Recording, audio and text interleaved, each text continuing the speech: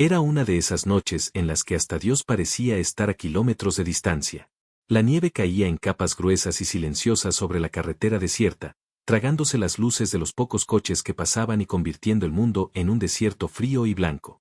Dentro del pequeño restaurante La Parada del Abuelo, iluminado apenas por focos amarillentos, una mesera joven llamada Valeria Rojas se apoyaba en el cristal de la ventana con la mirada cansada.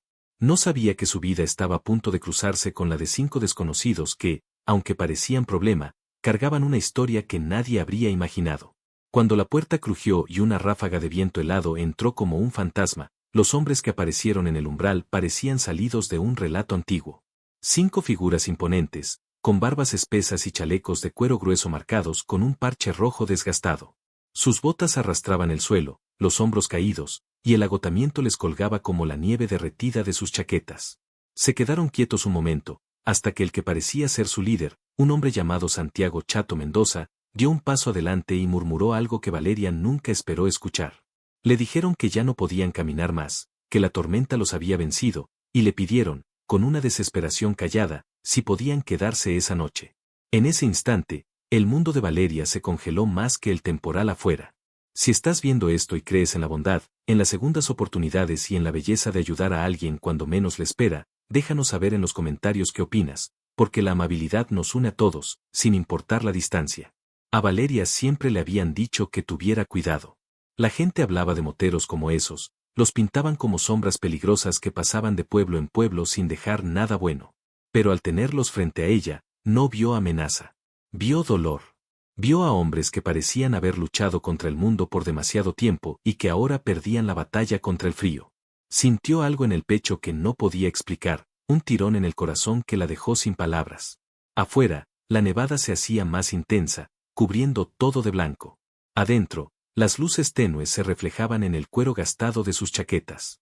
Por un momento, Valeria se sintió atrapada entre el miedo y la compasión, sin saber hacia qué lado inclinarse. Ella también había luchado mucho, turnos dobles, cuidando a su madre enferma, tratando de mantener el restaurante de su abuelo a flote cuando nadie más quería hacerse cargo. Sabía lo que era el agotamiento, pero nunca lo había visto tallado en los rostros de alguien como lo estaba en los de ellos. Chato intentó explicar que llevaban horas manejando bajo la tormenta, que sus motos se habían descompuesto en la cuesta y que habían caminado kilómetros bajo el viento helado hasta que las piernas ya no respondieron. Valeria escuchó con atención, observando sus manos temblorosas y el tono azulado que empezaba a pintar sus nudillos. Entendió que no estaban ahí para causar problemas. Solo intentaban sobrevivir. Y sobrevivir era algo que Valeria conocía mejor que nadie. Sabía que el restaurante no era un hotel, que el dueño se enojaría, que su decisión podía costarle el trabajo. Pero al verlos ahí, esos hombres que supuestamente eran de acero y trueno, se dio cuenta de que esa noche no eran más que almas cansadas buscando un rincón cálido para sentirse humanos otra vez. Valeria tomó una decisión, una que no entendió del todo hasta que las palabras salieron de su boca. Les dijo que podían quedarse. Pero no fue solo lo que dijo, sino como lo dijo, con una suavidad que hasta a ella le sorprendió. Los guió hasta el viejo cuarto de almacenamiento al fondo del local, un lugar lleno de cajas polvorientas, estantes rotos y recuerdos olvidados. Les hizo espacio, trajo cobijas de su coche, calentó agua para que se lavaran las manos heladas e incluso preparó sopa caliente con lo poco que había guardado para su familia.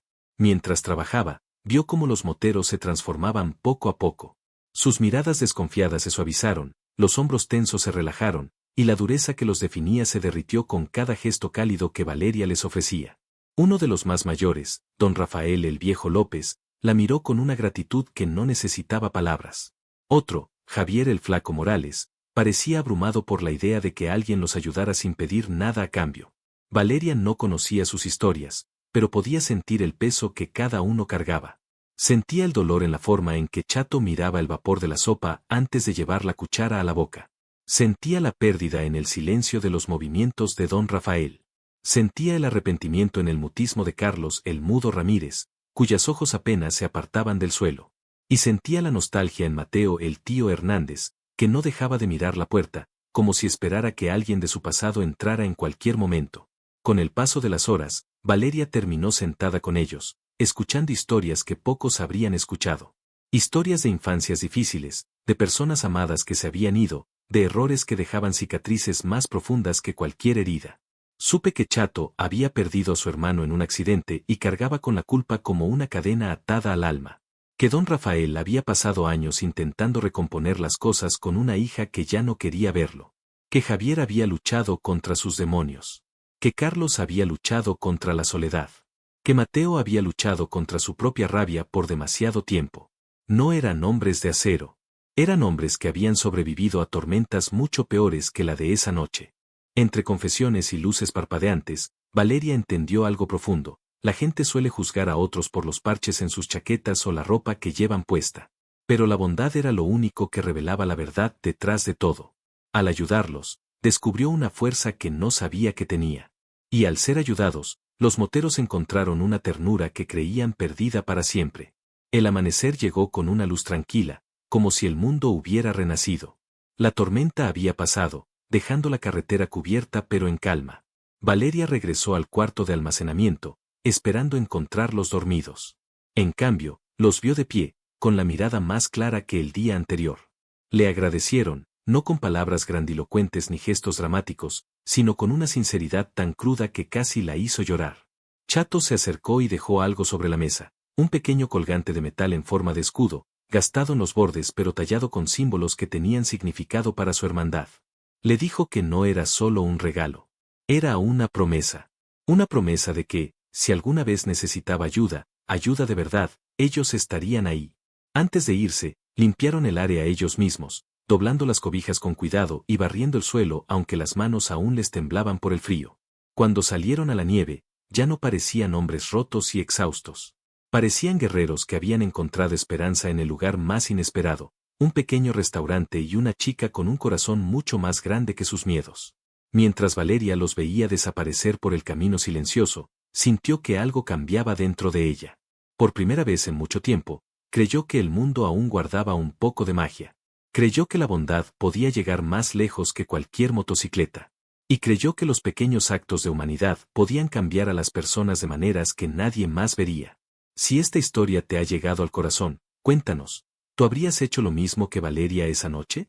Porque a veces, el gesto más sencillo de compasión resuena más fuerte que el rugido de 1000 motores.